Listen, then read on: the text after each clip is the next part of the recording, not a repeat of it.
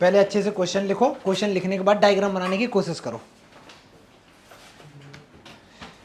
Question कह रहा है ए बी सी डी तुम्हारे पास एक रोम्बस है। सबसे पहले एक रोम्बस बना लेते हैं। सबसे पहले बच्चा हम लोग एक रोम्बस बनाते हैं। सपोज मैंने ये रोम्बस बनाया,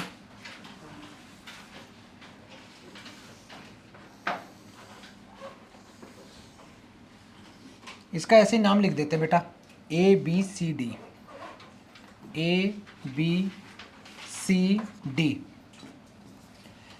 वो कहता है ए सी बाइसेक्ट एंगल ए, तो ए से सी को बेटा ज्वाइन करा दो,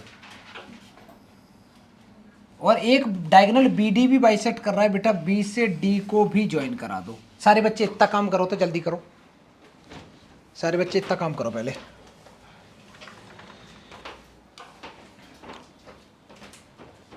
इनको ज्वाइन करा दिया अच्छे से, ठीक है। इसके बाद मेरे को एक बात बता बेटा, ए बी सी डी एक रोम्बस है या नहीं है? ये तो कह ही रहा है ए बी सी डी एक रोम्बस है बेटा। अगर ये रोम्बस है तो इसकी सारी साइड इक्वल हो गई, तो मैं यहां से कह सकता हूं A B equal to B C equal to C D equal to A D, all sides equal हैं।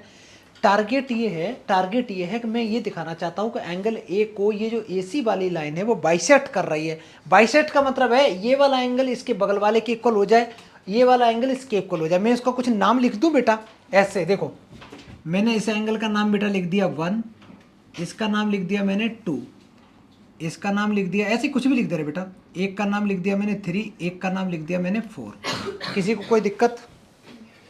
ये लिखा। लिखने के बाद में अगर बेटा मैं ट्रायंगल ले लूं A B C,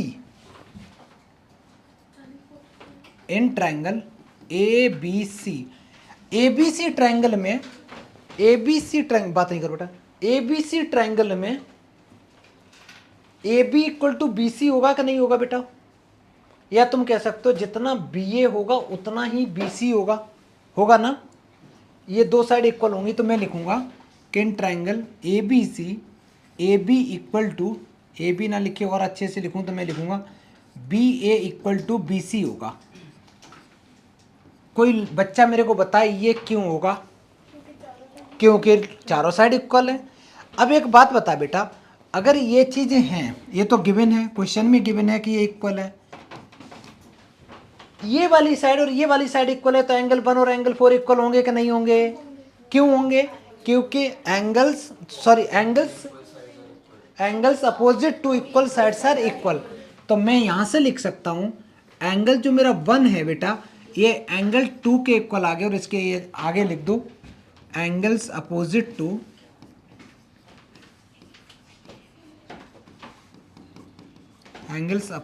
to equal sides are equal.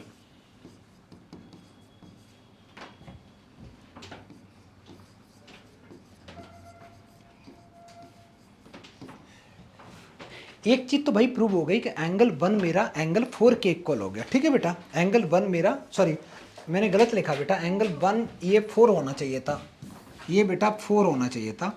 Angle 1 मेरा एंगल 4 के इक्वल हो गया। इतना काम हो गया। आगे देखो, इसको चाहो तो तुम इक्वेशन नंबर 1 भी लिख सकते हो।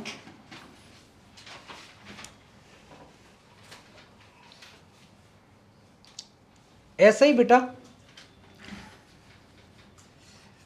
एंगल जो 1 होगा ये तुम्हारा एंगल 3 के इक्वल होगा या नहीं होगा? क्यों? बहुत बढ़िया। अब देखना बेटा, एंगल 1 इक्वल टू एंगल 3 क्यों होगा? बहुत बढ़िया, ये इक्वेशन नंबर 2 बन गई बेटा, alternate interior angle.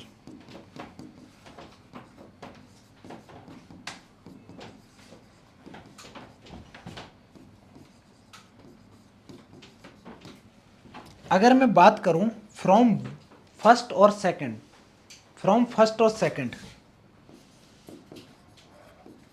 From equation number 1 and 2 से अगर मैं बात करूं तो बेटा देखो LHS में दोनों में 1 है, तो RHS भी तो इक्वल होगी। LHS इक्वल है तो RHS, तो यहाँ से एक चीज प्रूव हो गई, एंगल 4 किसके इक्वल आ गया यार? एंगल 3 और एंगल 4 आपस में इक्वल हैं, तो ये AC वाली साइड ने क्या किया इसके साथ? आधा ही तो कर दिया। तो therefore AC bisect angle C, सिर्फ एंगल C, एंगल A नहीं, सिर्फ एंगल C, ठीक है। इतना करो तो बेटा, जल्दी करो, इतना करो। ये तो काम बड़ा आसानी से प्रूव हो गया। अब सेम लॉजिक लगा के, पहले इतना करो, उसके बाद सेम लॉजिक लगा के हम लोग क्या बोल सकते हैं, जितना एंगल 2 होगा उतना ही एंगल 4 होगा, जितना एंगल 1 होगा उतना ही एंगल 3 होगा। और फिर उसके बाद हम कह सकते हैं, क्योंकि ये वाला इसके इक्वल, ये इसके, ये आपस में इक्वल, तो ये दोनों भी आपस में इक्वल हो जाएंगे, ठीक है। तो एंगल ए बी बाइसेक्ट हो जाएगा। पहले इतना लिखो, मैं आगे करा रहा हूँ, करें। ये भी लिख सकते हो, नहीं तो ऐसे ही सिमिलरली भी लिख सकते हो, लेकिन सिमिलरली ना लिखो, वैसे कर सकते हो, पता बेटा, सिमिलरली लिख के भी डायरेक्ट कर सकते हो तुम। मैं ये हटा रहा हूँ। हाँ बेटा, अब ऐसे मैं आगे लिख रहा हूँ, मैं इसको थोड़ा सा हटा दे रहा हूँ। ये तो तुम्हें पता ही है, इतना कुछ प्रूव कर लिया, मैं इधर ही हटा दे रहा हूँ, यही करेंगे साइड में। यहाँ तक तो प्रूव हो गया एंगल C तक। ऐसे अगर मैं लिखूँ, एंगल 2 तुम्हारा किसके इक्वल हो गया बेटा, एंगल 2 इक्वल टू एंगल 4 हो गया, ऑल्टरनेट इंटीरियर एंगल। और एंगल 1 इक्वल टू किसके हो गया, एंगल 3 के इक्वल हो गया। ये सारे ऑल्टरनेट इंटीरियर एंगल हो गए बेटा।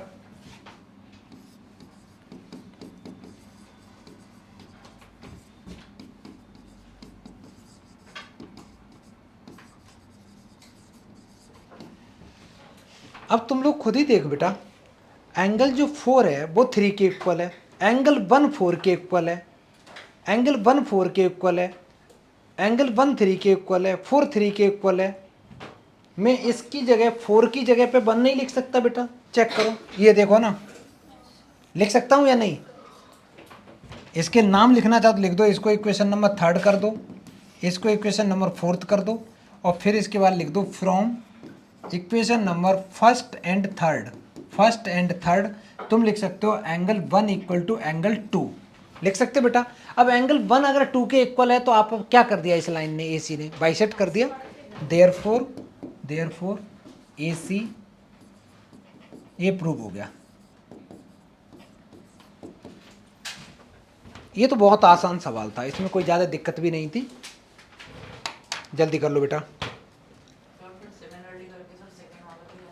कर तो लिया, ये दोनों ही हो गए। अब क्या, अच्छा BD, हाँ अब पूरा मत करना, अब सिमिलरली कर देना बेटा, पूरा मत करना, ठीक है।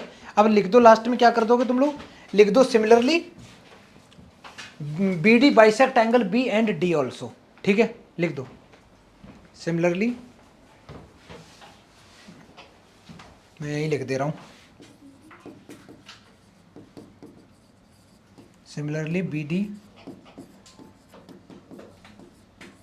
Bisect angle B and angle D, ठीक है। जल्दी करो, ये करने के बाद बेटा अब नेक्स्ट क्वेश्चन करते हैं।